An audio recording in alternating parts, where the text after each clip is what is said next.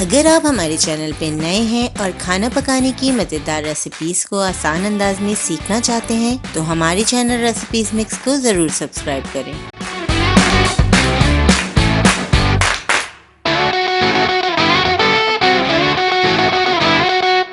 बिस्मिल्लाहिर्रहमानिर्रहीम, अस्सलामुअलैकुम। आज हम बनाएंगे चटपटा चाट मसाला जो आपकी इफ्तार का मज़ा कर देगा दोबाला। चाट मसाला बनाने के लिए हमने लिए है साबित लाल मिर्चें 20 अदद, सफ़ेद ज़ीरा 2 खाने के चम्मच, साबित धनिया 2 खाने के चम्मच, सौंफ 1 खाने का चम्मच, साबित काली मिर्च 1 चाय का चम्मच, अजवाइन 1 चाय का चम्मच। तमाम मसालों को धीमी आंच पर 3 से 4 मिनट भूनेंगे। मसालों में से खुशबू आने लगे तो चूल्हा बंद कर दें।